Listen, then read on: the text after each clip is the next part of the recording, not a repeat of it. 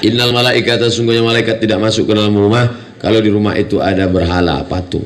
Tapi malaikat yang tidak masuk itu malaikat rahmat, malaikat maut masuk.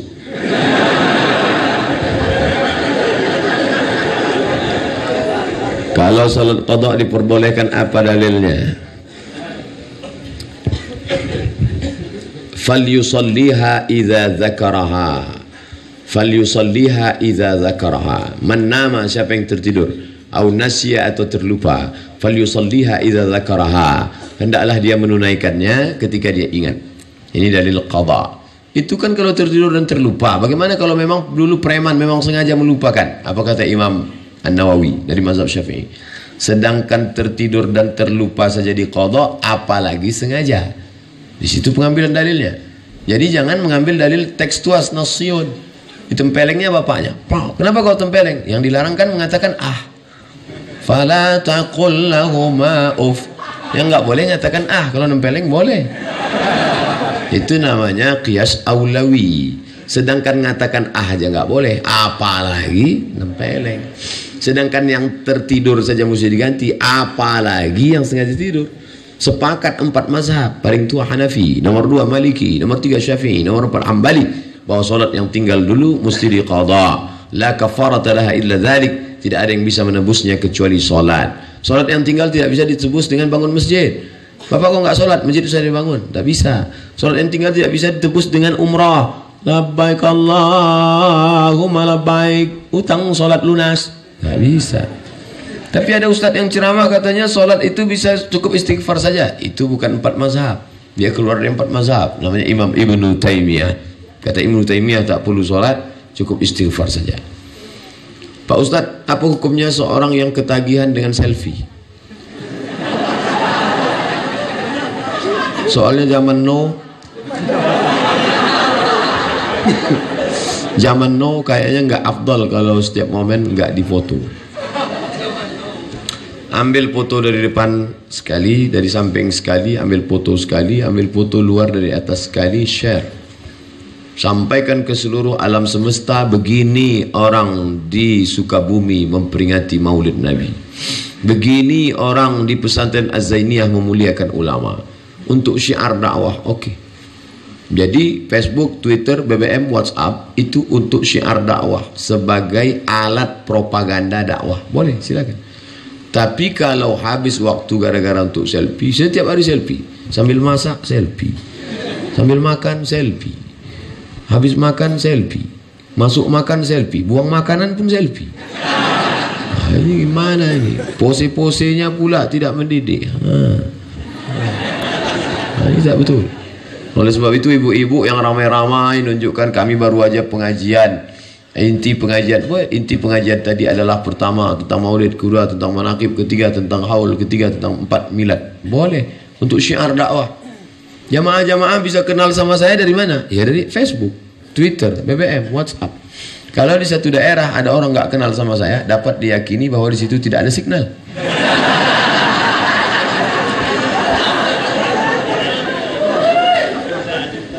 Bolehkah makan sesajen dimakan atau makanan yang habis dipakai sembahyang orang Cina? Itu ritual ibadah. Wala ana a'budu ma'abattum wala antum a'buduna ma'abud lakum dinukum waliyadin. Kalau dia datang beri kita makanan, dia kasih kita buah, boleh. Karena tidak terkait dengan ritual ibadah. Dia kasih kita kue kotak, halal, label halal, boleh. Tapi kalau sudah terkait dengan ritual ibadah, maka kita dilarang tegas. Nabi pernah menerima hadiah dari orang kafir? Pernah. Apa hadiahnya? Asal banha, asal madu. Banha dari provinsi di Mesir. Ada satu provinsi namanya Banha, produksinya madu. Lalu kemudian Nabi diberi minum. Diminum Nabi madu sampai habis.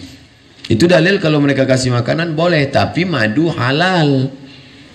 Ada madu yang haram. Ibu-ibu paling tak suka itu.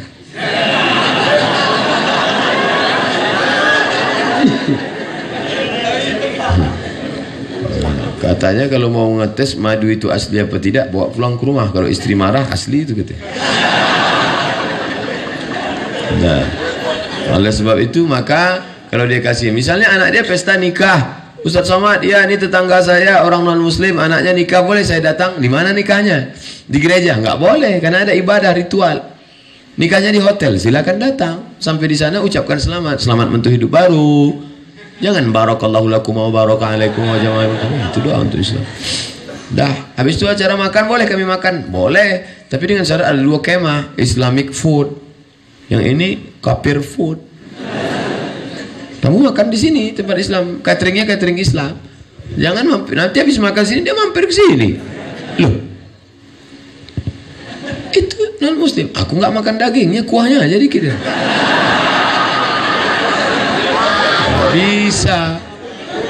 Nggak bisa begitu. Ini harus kita jaga.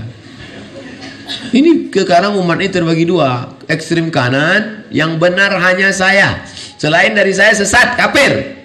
Ekstrem kanan, yang ekstrem kiri semua benar. Jingle bell boleh, cap gome boleh, gongsi pacai boleh. Nggak bisa begitu. Masalah kita bersahabat dengan non muslim, ya kita NKRI, kebinekaan. Tapi kalau sudah terkait masalah ibadah, wala ana bidu ma'abattum wala antum ma'abidu ma'abud lakum dinukum waliyadin. Mohon penjelasan mursyid, apakah mursyid bisa angkat oleh manusia? Nabi Muhammad diangkat oleh Allah Ta'ala melalui Jibril alaihissalam. Lalu kemudian sahabat bermusyawarah mengangkat khalifah. Naiklah Umar, Abu Bakar Siddiq. Itu diangkat oleh manusia. La tajtami ummati ala dalalatin. Tidak mungkin umatku itu berkumpul dalam kesesatan. Berkumpul beberapa orang mursyid, lalu mengangkat mursyid menurut ilmu mereka, pandangan batinnya. Ittaqu firasatal mu'min, hati-hati terhadap firasat orang beriman. Fa innahu yanzur binurillah, dia memandang dengan pandangan Allah. Menurut hematku ini yang layak diangkat. Tapi dia mengangkat dirinya sendiri tak bisa. Siapa yang mengangkat kamu? Ana.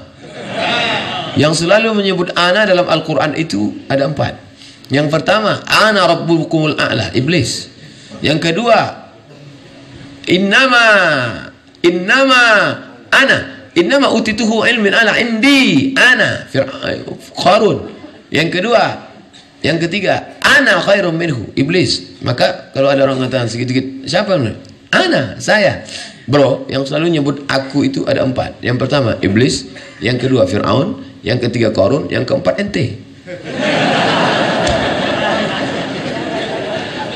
Diangkat oleh orang yang berilmu. Apakah semua muslim wajib bertarekat?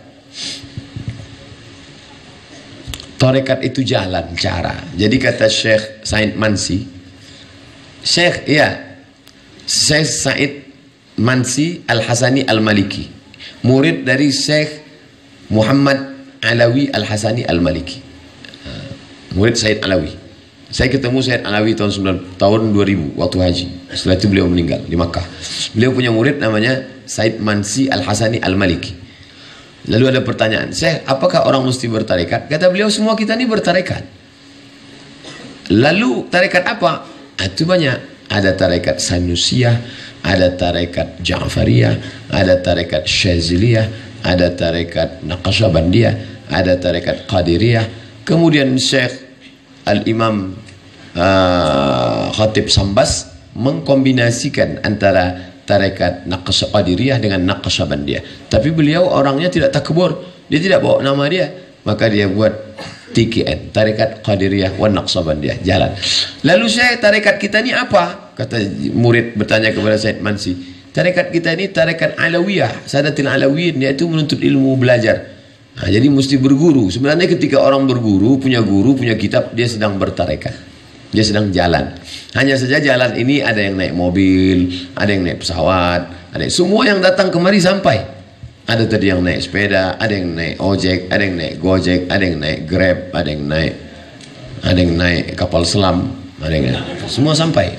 Oleh sebab itu maka ikutlah. Tapi menurut saya yang paling cepat cocoknya ini, itu ijtihad dia. Nah, ini tentang masalah tarekat, disebutnya jalan. Jalan apa? Jalan menuju Allah. Perjalanan itu maka disebut dengan Sayrus Salikin. Satu kitab ditulis oleh Syekh Abdul Somad Al-Falimbani. Falimbani orang Palembang. Sayrus Salikin, perjalanan para salik, jalan menuju Allah Subhanahu wa taala. Sampai akhirnya dia diundang oleh Allah. Ya ayyatuhan nafsul mutmainnah.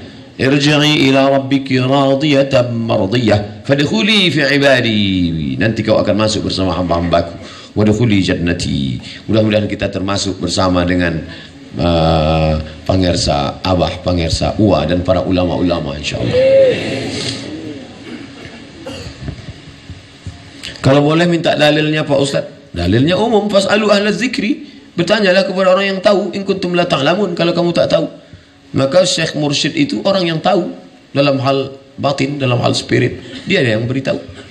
Begitu sahabat bertanya kepada Nabi, tabi'in bertanya kepada sahabat, tabi'in bertanya kepada tabi'in. Karena kita begitu juga dengan mazhab, dalam fikih mazhab. Saya tak tahu, maka saya pakai mazhab Syafi'i. Menurut saya nggak perlu bermazhab itu Pak Ustaz. Berarti ente imam mazhab yang kelima.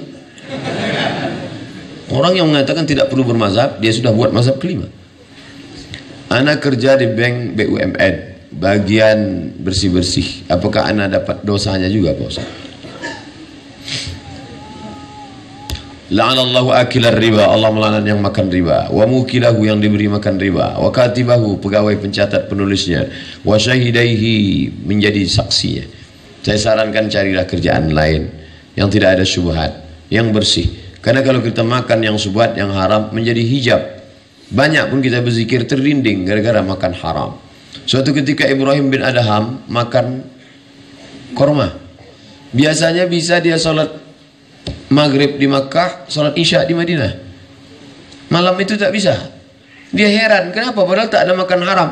Rupanya siang tadi dia makan, biasanya satu tumpuk korma itu 7. Dia beli, hari itu tukang jualnya salah hitung, dia buat 8. Makan satu saja yang begitu bisa rusak hijab kita dengan Allah. Jangan heran terhalang, gelap. Ilmu tasawuf bukan ilmu fikih, halal, haram, makruh, mubah. Tapi dia ilmu menjadi penghalang, al-wusul ilallah, al-arif billah, menjadi penghalang untuk mengenal Allah. Ini ilmu namanya zauq. La ya'rif man lam yadhuq. Orang tak tahu kalau tak pernah merasakannya. Rasa, ilmu rasa. Bagaimana rasa Ustadz ketika minum teh di Jawa Barat? Pahit. Beda sama di Sumatera, tehnya manis. Lama saya termenung tadi, kenapa teh di sini tak ada yang manis? Sampai akhirnya nampaknya Kiai Aang tahu apa yang ada dalam hati saya. Beliau sendiri menjawab. Apa kata beliau? Ustadz jangan heran kalau di sini teh tidak manis, karena orang Jawa Barat manis-manis. Wih, itu ternyata rahasia. Rasa tidak bisa diceritakan dengan kata, karena kata terlalu miskin untuk mewakili rasa. Oleh sebab itu ketika para ulama tasawuf bercerita tentang rasa, akhirnya dia didustakan orang. Anal haq. Maka disebut itu dengan syatahat. Allah fi jubbati, Allah dalam jubahku. Pada saat itu dia sedang bercerita tentang rasa. Bapak-bapak pun ketika cerita tentang rasa, istrinya nggak nyambung. Adinda, kan ku nanti kau 1000 tahun lamanya.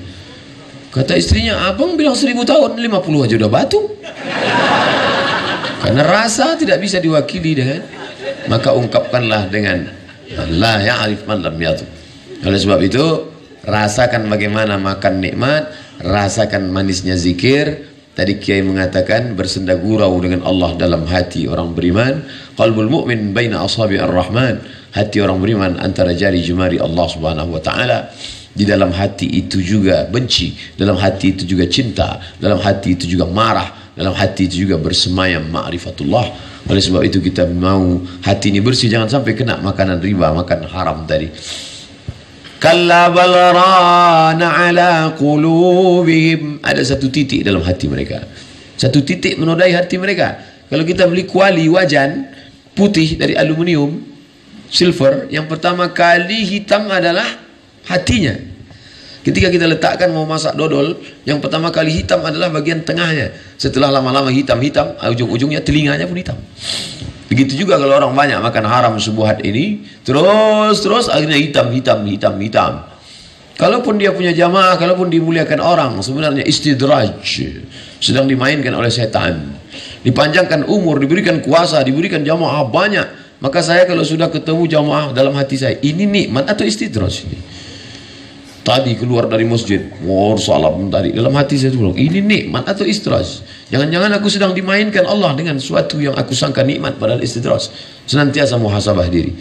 Sanastadrijuhum min haitsu la ya'lamun. Kami permainkan mereka dengan istidraj. Kami panjangkan umurnya, kami berikan harta banyak, kami buat dia masyhur, padahal kami sedang mempermainkan dia. Na'udzubillah.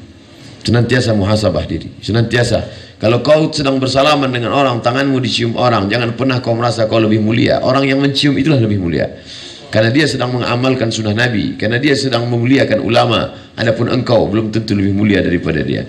Ketika dalam hatimu ada terbersit bahwa kau lebih mulia, la yadkhulul jannah, tak masuk surga. Man kana fi qalbihi, siapa yang dalam hatinya mithqala habatin min khardalin min kibrin, ada sombong sebesar biji sawi. Bagaimana kita dalam memilih teman? Saya punya banyak teman yang suka mabuk-mabukan. Mereka tak pernah menawari atau mengajak saya untuk minum alkohol, karena mereka tahu saya tak suka. Bagaimana Pak Ustaz? Apakah pertemanan saya itu? Maka bertemanlah dengan orang baik-baik. Mujalasatus salihin, tombo ati, ono 5 perkara nih. Yang kelima, mujalasatus salihin, duduk dengan orang saleh. Duduk dengan tukang las, mungkin kita tidak kena apinya, tapi bau kita paling tidak bau karbit. Duduk dengan tukang minyak wangi, paling tidak kena. Kami dulu waktu kuliah di Mesir, setiap mau pergi ke masjid, mampir ke tempat tukang minyak wangi. Agak 3 toko, lah mampir, dapat minyaknya. Haji. Halal. Kalau masuk kita ke tempat tukang ikan, ikannya tak dapat, bau ikannya dapat. Oleh sebab itu jangan sampai. Saya mau ngajak mereka Pak Ustaz. Apakah kau kuat? Kalau kau kuat, oke, lanjutkan. Kalau tidak, jangan sampai engkau seperti tukang pancing dilirikan ikan. Kau sangka kau akan mancing dia, ternyata ikan paus. Kau dimakannya. Hati-hati. Apa hukumnya memelihara anjing Pak Ustaz? Maniqtana qalban. Siapa yang memelihara anjing? Bukan anjing untuk berburu rusa, untuk makan. Bukan pula anjing untuk menjaga kebun, tanaman, takut diambil babi. Hanya untuk hobi melihara. Dikurangi 1 hari amalnya sebesar Bukit Uhud. Bukit Uhud itu panjangnya 7 km. Bukit Uhud. Memerah dia kalau petang disinari matahari. Tegak di atas Bukit Jabal Rumat, tempat pemanah, lihatlah Bukit Uhud. 1 hari amalmu dikurangi 7 km. Sementara amalmu sebesar bisul. Berarti kau setiap hari min. Apakah benar jika kita melihara anjing setiap hari kita akan dikurangi? Betul. Ada satu lagi. Kenapa setiap membaca dari wadduha pakai takbir? La ilaha illallah wallahu akbar. Bismillahirrahmanirrahim wadduha. Karena ketika itu lama wahyu tidak turun. Sampai-sampai Ummu Jamil, istri Abu Lahab, mengejek. Wadda'aka syaitan. Muhammad, setanmu sudah meninggalkan engkau. Dijawab Allah, ma wadda'aka rabbuka wa ma qala. Allah tidak meninggalkanmu. Bertakbir Nabi ketika turun surat Ad-Duha. Allahu Akbar. Nabi senang turun surat Ad-Duha. Jibril, kenapa lama betul engkau turun? Sampai aku diejek istri Abu Lahab. Aku lama turun karena ada bangkai anak anjing di bawah tempat tidur. Sampai akhirnya Khawlah mengambil dengan batang sapu. Bangkai anak anjing saja Jibril tak mau turun, apalagi anjing herder 2 ekor. Apakah malaikat itu takut sama anjing? Malaikat tidak takut sama anjing, tapi malaikat tidak mau satu majelis dengan najis. Malaikat besar, uli ajni'atin, punya sayap, masna 2 sayap, wasulasa 3 sayap, warubah 4 sayap. Anjing kecil, disentilnya aja pingsan anjing. Baru dia berteriak aja mati itu anjing. Semoga sehat selalu Pak Ustaz. Amin. Kami mencintaimu. I love you too.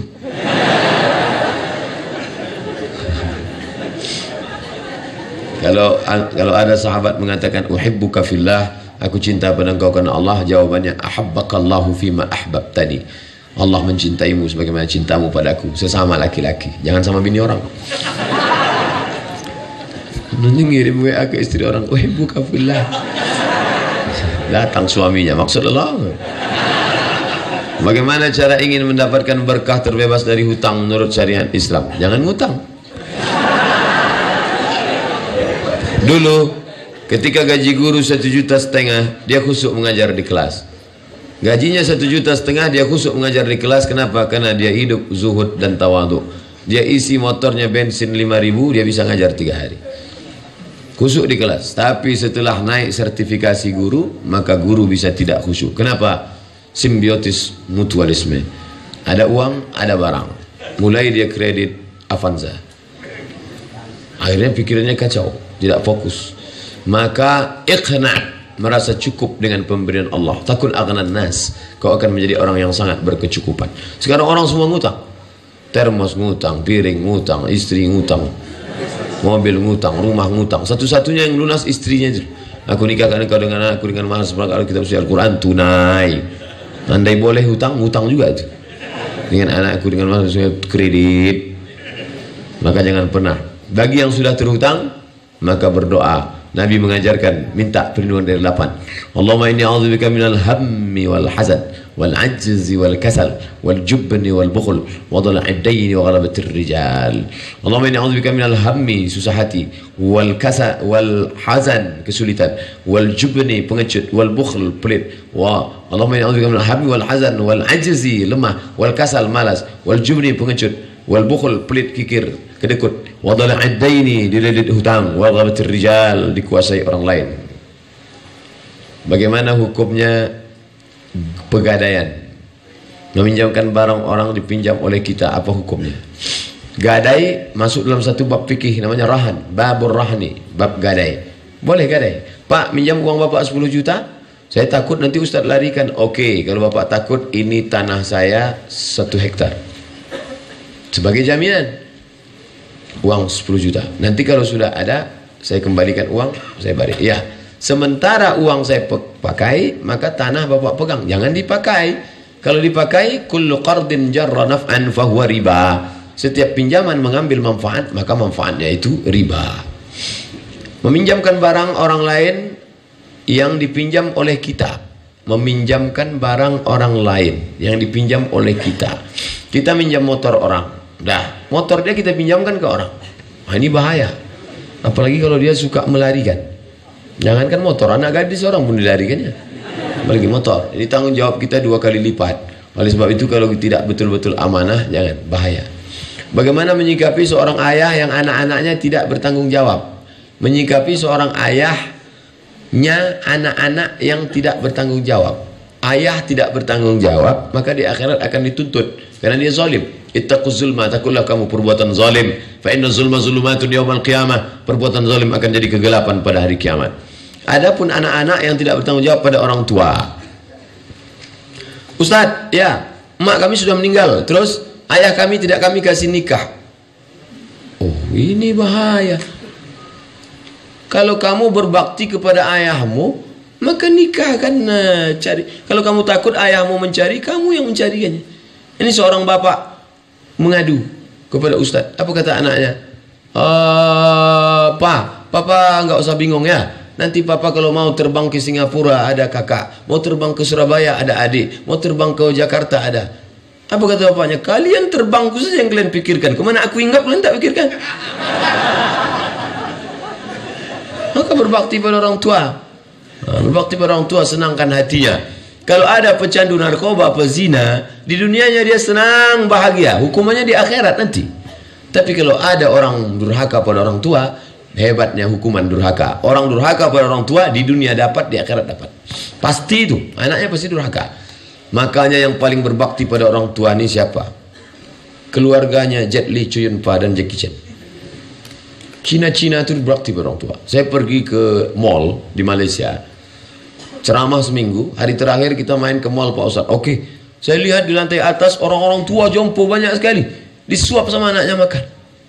Ternyata anak-anak mereka mau meliburkan diri 1 hari untuk menyiapkan, karena mereka percaya menyenangkan hati orang tua akan menurunkan rezeki. Ayah hoki lah, ayah cincai-cincai lah, kencong-kencong lah.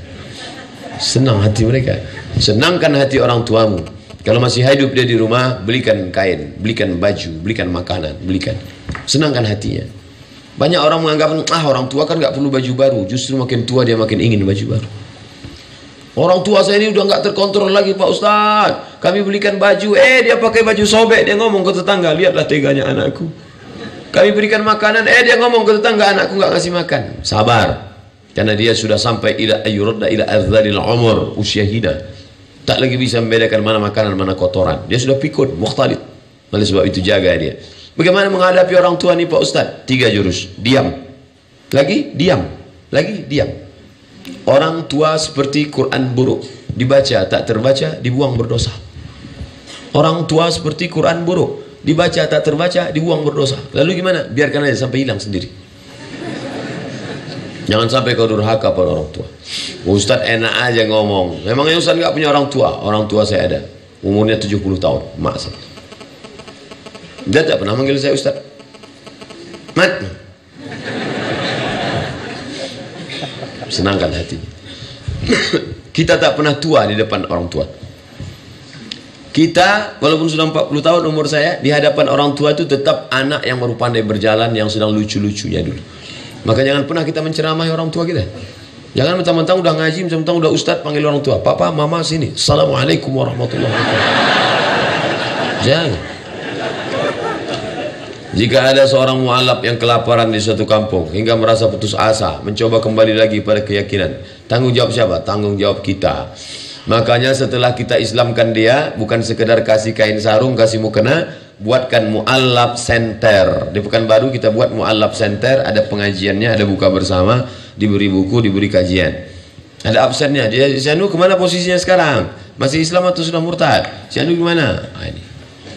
Kalau tidak, ini tanggung jawab kita semua bersama. Jangan sampai setelah itu dia hilang, tiba-tiba dia kembali ke agama yang lama. Nauzubillah. Ayyadiyallahu bika rajulan wahidan khairum min humurin na'am. Satu orang dapat hidayah karenamu lebih baik daripada seekor unta yang merah, kendaraan termahal zaman Nabi. Satu orang dapat hidayahmu.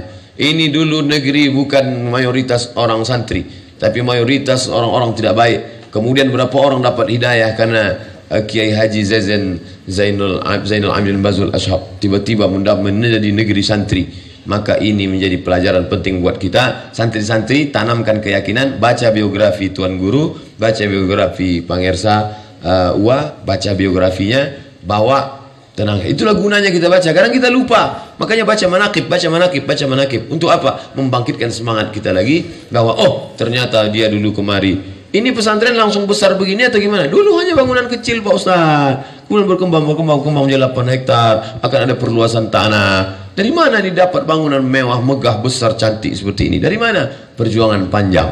Maka ini semua harus kita jadikan sebagai cambuk dalam diri kita.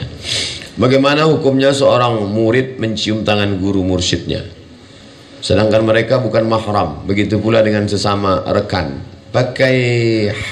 Tadi beberapa jamaah bersalaman dengan saya, dia kasih kain. Dia kasih kain, hail namanya, pembatas. Di situ saya pahami bahwa orang tarekat Qaririyah Naqsabandiyah diajarkan mursyid gurunya. Karena beberapa yang saya lihat dimasukkannya tangannya gini, Ustaz. Nah, kalau ada sini tak bersentuh, ya tak apa-apa, tak bersentuh. Saya termasuk yang bagian. Tapi kalau ada yang membolehkan, mungkin dia tengok dalil lain. Tapi dari beberapa yang bersalaman tadi saya lihat dia pakai berarti ternyata diarahkan untuk wallahu a'lam bishawab. Itu yang dapat saya sampaikan, yang baik-baik dari Allah Ta'ala, yang tak baik dari hamba Allah yang dhaif. Saya sampaikan jam 11, sekarang jam 12.40, berarti saya ceramah 60 tambah 40, pas 100 menit. Masya Allah, seperti disetting saja. Kedatangan saya, orang-orang yang saya temui, pas ulang tahun yang ke-37, buku saya juga 37 masalah populer. Masya Allah, umur juga 37, oh enggak, umur udah 40. Mudah-mudahan semua yang kita lakukan ini menjadi amal saleh.